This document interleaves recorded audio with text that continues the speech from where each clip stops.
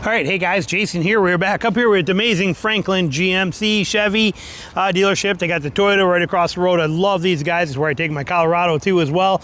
And what we're going to talk about today, a trend that drives me nuts, that I do not like, that we see happening more and more, and GMC and Chevy are by far the biggest offenders of this. And it is becoming more and more of a problem, and we see it more and more, and I hope this trend stops. But that is the size of these hoods when we look at this, the hood, the truck. Okay, I understand bigger trucks, but we need to talk about bigger trucks anyway. Why do trucks keep getting bigger? Why is it a 2500 is now huge? F-150 is the size of what a 250 was a few years ago. A mid-sized truck like a Colorado or a Tacoma is bigger than what a Tundra or a F-150 was a decade ago. Why do they keep getting bigger? Well, it's because of the EPA, believe it or not. Okay, EPA and CAFE standards and all this stuff sets these rules for gas mileage requirements. And the bigger a vehicle gets, wheelbase, width, and length, the less they have to be restricted on their miles per gallon that they have to meet. That's why they keep getting bigger, one of the reasons. But bigger is one thing, but this is getting out of hand. Okay, look at the size of this. Okay, this is just a Denali. This is a standard here. This, what do we got here? 2500, I'm assuming, is what we're looking at right here. Nice truck. Here's a Chevy version of the same kind of thing in a Z71 2500. But we got these trucks here. And when we look at them, look at the size of the hood. Now, I'm 5'6". I'm not a tall guy. I love being a short guy. You can make any jokes you want, but I love being 5'6". Wouldn't trade it for the world. But look at the size of this hood. Now, I am 5'6". Now, I understand the safety factor as far as kids and things like that walking in front of this, and that is a big one. I have a grandson, and it is something that you have to pay attention to is kids when you come to crosswalks and things like that. That's number one. Number two, though, the biggest factor for me, you can't see crap out of this thing. Okay, you just can't see anything whatsoever, and especially when you're off-road or you're in the woods or you're in tight places or trying to work things around with using around campgrounds or any of the stuff you're going to use these things for, they straight up suck to see out of. Okay, there's just, that hood is so flat and so high as you look at this across here that it is just pure misery to try and see out of these vehicles. Now, again, could use the front camera. I don't want to use a camera ever. Even my backup camera. Yeah, when I put a car in reverse in a parking lot, I glance at my camera real quick, I check my mirrors, glance camera again real quick, and then I use my mirrors to drive. Use your mirrors. The last thing I ever want to do is have to stare at a camera, look down here at a camera, to see where I'm driving at. I'm not a fan of that. I don't believe in that kind of stuff, and I don't think that it's a valuable of a thing. So don't tell me the whole camera's all you need thing on there. It's important to have this, and Chevy is a big culprit. GMC, they get these, they make them look massive and big and bulky, and there's just no reason for it when you can fit these engines in with better hoods. Now, their 1500 series is a little better.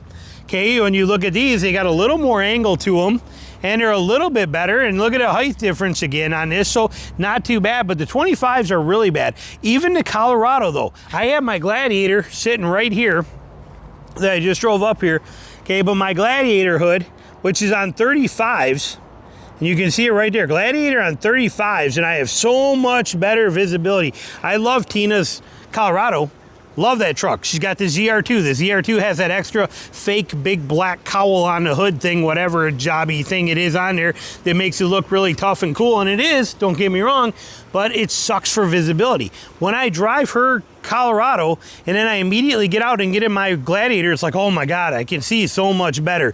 There's so much more visibility. I don't see a ZR2 here on the lot, but you take their standard hood that they have here, same with the Trail Boss, like this hood here, and then you're gonna add in another cowl piece on there, and that other cowl piece that you're gonna add is gonna create more height to this and makes it harder to see out of it.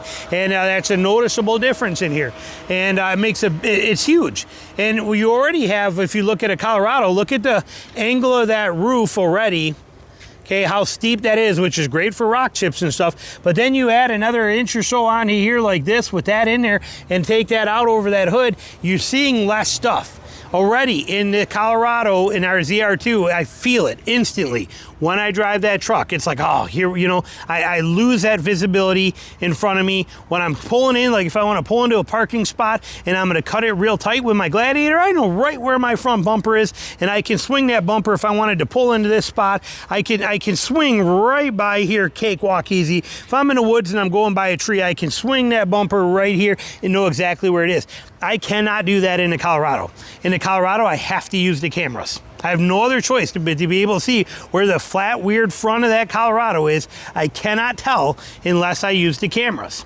Okay, and again, all people are different, but I do not like this tall, big hood, this massive, we're all that kind of truck attitude to it. There's just not a reason for it when every other brand that has big motors as well too is very capable of making a sloped roof, making a sloped hood, bringing them down. Chevy, though, on the other hand, especially GMC, they go really flat with this and they make them just massive in size, huge in size, and it's an issue, is what it is. Straight up is, and no doubt about it, an issue. Now, at least I do like that GM or Chevy on theirs. Like if you look at a GM, here's a GMC one. Notice how flat it is, and the bumper barely does anything, and you're going to beat the grill up. Off-road aspect, I do like the Chevys better because we do get that bumper that sticks out a little bit more here and offers a little bit more protection for things, so we do like that factor. But again, we are talking about a massive, massive size hood. If I hold you straight out, eye level right here, look at how big this is and how hard that is to see. And I just am not a fan of this trend. I don't like it one bit. Maybe it's because I'm an off-roader, not by choice. I don't go and beat my trucks up on purpose. I need to use them in the woods. But in the woods, this style, what the world seems to be going to, especially Chevy and GM, is by far the worst there is. Okay, there's nothing beneficial to this one bit other than it looking tougher for people when they buy it. They're like, oh, look how big that truck is. That thing's so big and tough. Okay, and that's all we're getting out of it. But the reality is, it sucks to drive. Okay, it's just, they're not fun. Now, I don't do driving reviews for you guys. I don't do that because I believe that driving reviews are subjective. I'll show an inset here. My Gladiator versus ZR2, I ran both of them right next to each other one time when I was making some videos. I'll show you an inset to show you the difference. But when you're in something like this, now I've drove now 8 of these new Chevy, between the GMCs and the Chevys, the diesel, the 6.6 gas. I've drove, they're amazing trucks, don't get me wrong. Just the hood is a bummer. They need to get rid of this. They need to get this back, bring it down to reality, make it safer for people on the roads, make it safer for us to be able to use in the woods and in parking lots and things like that. There's just no reason for this to be this way. There's just no justification for it. I do like that they branched or branched out, wanted to give it a bold, tough, strong look, and I do appreciate that.